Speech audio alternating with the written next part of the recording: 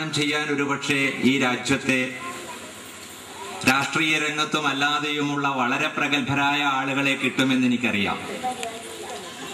അങ്ങനെ കിട്ടുമെന്നിരിക്കെ അങ്ങനെയുള്ളത് വിശ്വസിച്ച് വളരെ സന്തോഷത്തോടു കൂടി ഞാൻ ആ ക്ഷണം സ്വീകരിക്കുകയാണ് ചെയ്തത്. തറവാട് എന്താണ് എന്നിവിടെ പറഞ്ഞു കഴിഞ്ഞു. അങ്ങനെ ഒത്തിരി തറവാടുകൾ ഈ രാജ്യത്തുണ്ട്. അതിൻ്റെ ഒരു പ്രത്യേകത ഈ തറവാട്ട് മഹിമയുള്ള തറവാടിത്തമുള്ള സമുദായം നായരാണ് എന്നുള്ളതാണ്. എല്ലാ സമുദായങ്ങൾക്കും തറവാടുകൾ ഉണ്ടാകും. ഞാൻ തറവാട്ടിൽ പിറന്നവനാണ് എന്ന് പറയാനുള്ള അർഹത നായർ സമുദായത്തിൽപ്പെട്ട ആളുകൾക്ക് മാത്രമേ ഉള്ളൂ. നമ്മുടെ തറവാട്, നമ്മുടെ സമുദായം എന്താണ്? ഈ അരമന തറവാടിന്റെ പ്രത്യേകത എന്താണ്? ഈ തറവാട്ടിൽ ഇപ്പോഴും ഏതെല്ലാം തരത്തിലുള്ള ആളുകളുണ്ട്, ആളുകൾ ലോകത്തിന്റെ ഏതെല്ലാം ഭാഗത്തുണ്ട്. ചെറിയവരുണ്ട്, വലിയവരുണ്ട്, കോടീശ്വരന്മാരുണ്ട്, വളരെ താഴ്ന്ന സാമ്പത്തിക ശേഷിയുള്ളവരുണ്ട് എന്നൊക്കെ വളരെ വിശദമായി സ്വാഗതത്തിലും അധ്യക്ഷതന്റെ പ്രസംഗത്തിലും വിവരിച്ചതുകൊണ്ട് ആ ഭാഗത്തേക്കൊന്നും ഞാൻ കടക്കുന്നില്ല. നമ്മുടെ തറവാട്ടിന്റെ പ്രത്യേകത ഈ രാജ്യത്തിന്റെ ഭരണകർത്താക്കളായിരുന്നു നാം എന്നുള്ളതാണ്. ഈ രാജ്യത്തിന്റെ ഭരണം നിയന്ത്രിച്ചിരുന്നത് നമ്മുടെ തറവാട്ടിലെ കാരണവന്മാരായിരുന്നു. നമ്മുടെ എന്ന് പറയുന്നത് നായർ തറവാടുകളിലെ ഈ അരമന തറവാട് പോലെയുള്ള വളരെ പ്രഗത്ഭമായ കേരളത്തിലെ നായർ തറവാടുകളാണ് ഈ രാജ്യത്തിന്റെ ഭാഗധേയം നിർണയിച്ചിരുന്നത്, ഈ രാജ്യത്തിന്റെ ഭരണം നിർണയിച്ചിരുന്നത്. ഈ രാജ്യത്തിൽ എല്ലാം കൊണ്ടും പ്രശസ്തിയോടുകൂടി മറ്റുള്ളവരെ അടക്കി ഭരിച്ചിരുന്ന ഒരു സമുദായത്തിൽ പെടുന്നതാണ് ഈ തറവാടുകളെല്ലാം എന്നുള്ളതാണ് നമ്മളെ സംബന്ധിച്ചിടത്തോളം പ്രൗഢമായ നമ്മുടെ കഴിഞ്ഞ കാലത്തിന്റെ ഓർമ്മ. ഞാൻ ഓർമ്മ എന്ന് പറയാൻ അതെല്ലാം തീർന്നിരിക്കുകയല്ലേ ഇന്ന്. പണ്ട് നമ്മൾ ആരായിരുന്നു? തറവാട്ടുകളിലും ധർമ്മദൈവങ്ങളുണ്ട്. ക്ഷേത്രങ്ങളുടെ ഉടമസ്ഥാവകാശം ഈ കേരളത്തിൽ 95% ക്ഷേത്രങ്ങളുടെയും ഉടമസ്ഥാവകാശം നായർ തറവാടുകൾക്കായിരുന്നു. ക്ഷേത്രങ്ങൾ നിർമ്മിച്ചത് നായർ തറവാട്ടുകാരാണ്. അതെങ്ങനെ ഇല്ലാണ്ടായിപ്പോയി? ഇന്നത്തെ അവസ്ഥ കൂടെ നമുക്കൊന്ന് ആലോചിക്കണം. നമ്മുടെ കുട്ടികളത് മനസ്സിലാക്കണം. എങ്ങനെ നമുക്കത് ഇല്ലാണ്ടായിപ്പോയി? ആ തറവാട് ഇപ്പൊ ഇവിടെ സൂചിപ്പിച്ചു കഴിഞ്ഞു ക്ഷയിച്ചു പോയി എന്ന്. ക്ഷയിച്ചു പോകാൻ ഒത്തിരി കാരണങ്ങളുണ്ട്. ആ കാരണങ്ങൾ കണ്ടെത്തി അതിന് മറുമരുന്ന് നൽകി നമ്മുടെ പ്രതാപത്തെ, സമൂഹത്തിന്റെ മധ്യത്തെ നായർ കുടുംബാംഗങ്ങൾക്കും തറവാടുകൾക്കും മുമ്പുണ്ടായിരുന്ന പാരമ്പര്യത്തെയും ആധിപത്യത്തെയും വീണ്ടെടുത്തുകൊണ്ട്, മറ്റാരെയും ദ്രോഹിക്കാൻ വേണ്ടിയല്ല, മറ്റാർക്കും ഒരു ഭീഷണി സൃഷ്ടിക്കാൻ വേണ്ടിയുമല്ല, നട്ടില് നിവർത്തി ഇന്നത്തെ സമൂഹത്തിന്റെ പശ്ചാത്തലം ഒരു വിഭാഗമാണ് നമ്മുടെ തറവാടുകളിൽ ഉണ്ടായിരുന്നത്. ഇന്നാണെങ്കിൽ അതെല്ലാം പോയി. പ്രകൃതിയെ നശിപ്പിക്കുകയാണ്, മരങ്ങൾ വെട്ടുകയാണ്, കുന്നിടിക്കുകയാണ്, ക്ഷേത്രങ്ങൾ പൊളിക്കുകയാണ്. എന്തോ ഭാഗ്യം എന്ന് പറയട്ടെ, ഈ നീലേശ്വരം പ്രദേശത്ത് വന്നപ്പോൾ ഉണ്ണികൃഷ്ണൻ മാഷ വീട്ടിലേക്ക് പോകുന്ന വഴിക്കൊക്കെ ഒരു 3-4 ക്ഷേത്രങ്ങൾ നല്ല നിലയിൽ കാണാൻ കഴിഞ്ഞു. നമ്മുടെ നാട്ടിലൊന്നും അങ്ങനെയല്ല. ഏത് കാട്ടിലേക്ക് പോയി കഴിഞ്ഞാലും കാടൊക്കെ വെട്ടി കളഞ്ഞ് റബ്ബർ വെച്ചിരിക്കുകയാണ് കുടിയേറ്റക്കാര്. ഏത് ഭാഗത്തേക്ക് പോയാലും അവിടെ പൊളിഞ്ഞ ഒരു തറ കാണാം, ഒരു കിണർ കാണാം. സൗഹാർദ്ദത ഈ പ്രദേശത്തിന് വിതരണം ചെയ്ത്. പക്ഷെ അത് പോയില്ലേ? ക്ഷേത്രങ്ങൾ നമ്മളിൽ നിന്ന് പോയില്ലേ? 200 വർഷം മുമ്പ് തുടങ്ങിയതാണ് നമ്മുടെ അധപ്പതനത്തിന്റെ കുതിപ്പ്, മുന്നോട്ടുള്ള കുതിപ്പ്. 200 വർഷം മുമ്പ് തിരുവിതാംകൂറിൽ നിന്ന് ആരംഭിച്ചതാണ് ക്ഷേത്രങ്ങൾ നമ്മുടെ തറവാട്ടിൽ നിന്നും നഷ്ടപ്പെട്ട ഒരവസ്ഥയിലേക്ക് നമ്മുടെ സമൂഹം എത്തിച്ചേർന്നിരിക്കുന്നു. നമ്മുടെ തറവാട്ടിലെ അംഗങ്ങൾ എത്തിച്ചേർന്നിരിക്കുന്നു. കുടുംബങ്ങളായി വീതിച്ചു, വീടുകളായി വീതിച്ചു, അവരും ഒറ്റപ്പെട്ടു, അണുകുടുംബങ്ങളായി. ശരി, മറ്റെന്ത് കാര്യം പറഞ്ഞാലും ശരി, സാമുദായികമായ ചിന്തയല്ലാതെ മറ്റൊന്നും ഈ രാജ്യത്ത് നടക്കുന്നില്ല എന്നുള്ളതാണ് വസ്തുത. സാമുദായികമായ ചിന്ത മാത്രമാണ് ഇന്ന് ഈ രാജ്യത്തുള്ളത്. അങ്ങനെ വരുമ്പോൾ മറ്റേ വിഭവവും ജനസംഖ്യയും കണക്കിലെടുത്തുകൊണ്ട് ദേശീയ ഗവൺമെന്റ് രൂപീകരിച്ചതാണ് ജനസംഖ്യ നിയന്ത്രിക്കുക എന്നുള്ളത്. അത് 100% അംഗീകരിച്ച ഒരേ ഒരു വിഭാഗം നമ്മുടെ തറവാട്ടുകാർ മാത്രമാണ്, നായർ തറവാട്ടുകാർ മാത്രമാണ്. എനിക്ക് 2 മക്കളുണ്ട്. എന്റെ 2 മക്കൾക്ക് ഉള്ളത് ഓരോന്നാ.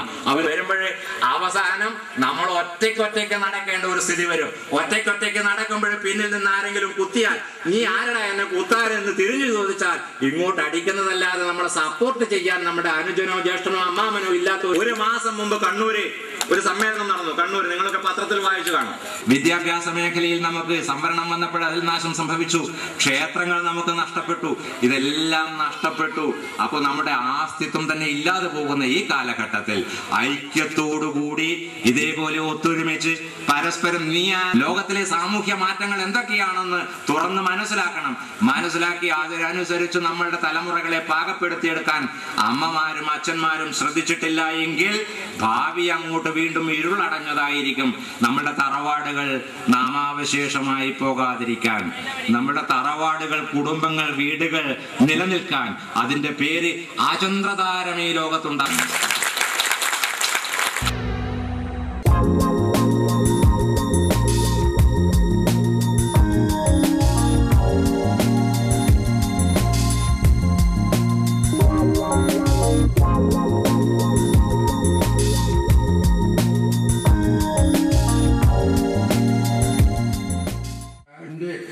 കുടുംബ സംഗമത്തിൽ പങ്കെടുക്കുവാനുള്ള ഒരു അവസരമുണ്ടായതിൽ ഞാൻ വളരെ സന്തോഷിക്കുന്നു. 2 ആഴ്ച മുമ്പ് ഓരോത്തൂരുകാരുടെ ഒരു കുടുംബ സംഗമത്തിൽ പങ്കെടുക്കുവാനുള്ള ഒരു അവസരം കൂടി ഉണ്ടായിരുന്നു. ഇതുമാതിരി എല്ലാ തറവാടുകളിലും കുടുംബ സംഗമങ്ങൾ ഉണ്ടാക്കി തമ്മിലുള്ള കുടുംബ അംഗങ്ങൾ തമ്മിൽ അങ്ങോട്ടും ഇങ്ങോട്ടും ബന്ധം എല്ലായ്പ്പോഴും പുലർത്തണം എന്നാണ് എൻ്റെ ആശ. അതുകൂടാതെ എനിക്കിവിടെ പ്രത്യേകിച്ചൊന്നും പറയാൻ വേറെ സമയമില്ലാത്തത് കൊണ്ട് നമ്മുടെ ഏറ്റവും പ്രിയപ്പെട്ട AKB നായർ എന്ന പേരുള്ള അദ്ദേഹത്തിൻ്റെ പേരിനോടുകൂടി AKB നായർ അരമന എന്ന ഒരു പേര് കൂടി ചേർക്കണം എന്നുള്ളത് എൻ്റെ ഒരു അതിയായ ആഗ്രഹമാണ് എന്ന് പറഞ്ഞുകൊണ്ട് ഞാൻ തൽക്കാലം വിജയിക്കുന്നു.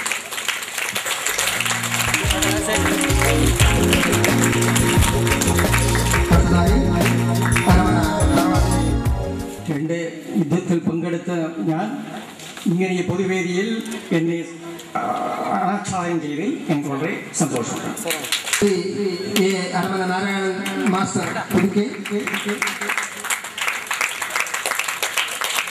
അരമന നാരായണൻ വടക്കേ വീട് ശ്രീ ജാനകിയമ്മയ്ക്ക് വേണ്ടി ശ്രീ ശശി മാസ്റ്റർ.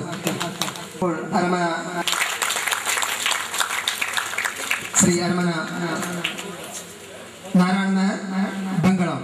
ഇതിനെ അനുമോദിച്ചതിന് ഇതിന്റെ സംഘാടകരോട് അകൈതവമാണ് നന്ദി രേഖപ്പെടുന്നു.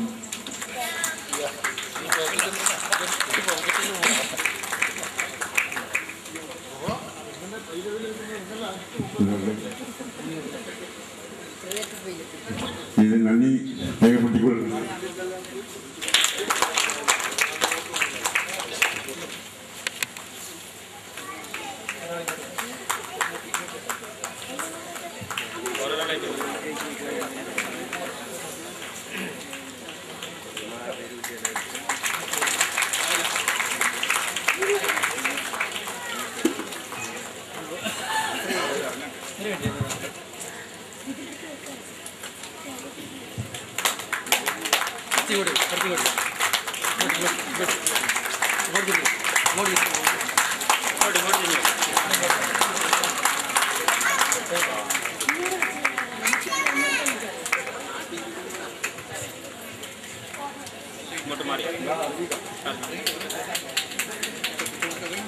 അരമന ജാനകിയമ്മ വടക്കേ വീട്.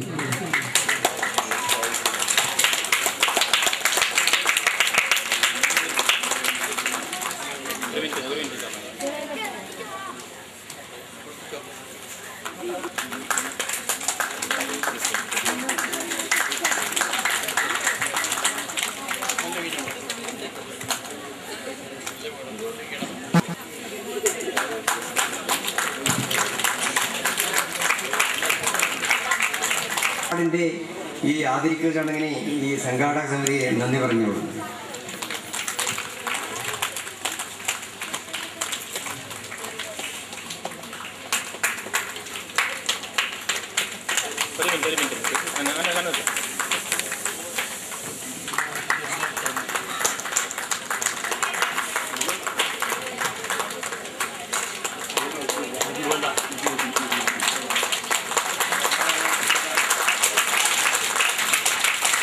തീരുമാനിച്ചിട്ടുണ്ട്.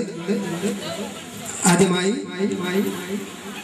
കേരളത്തിലങ്ങോളം ആധ്യാത്മിക പ്രഭാഷണം നടത്തി അരമന തറവാടിന്റെ അഭിമാന ഭാജനമായ ശ്രീ AKB നായർ അവരെ ആദരിക്കുന്നു.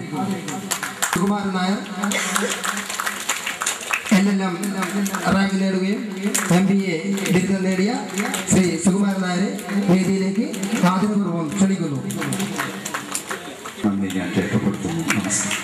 ബാബുരാജൻ, ശ്രീ ബാബുരാജൻ മുൻ രാഷ്ട്രപതി APJ അബ്ദുൽ കലാം അവരിൽ നിന്നും അവാർഡ് നേടിയ വ്യക്തി കൂടിയാണ്.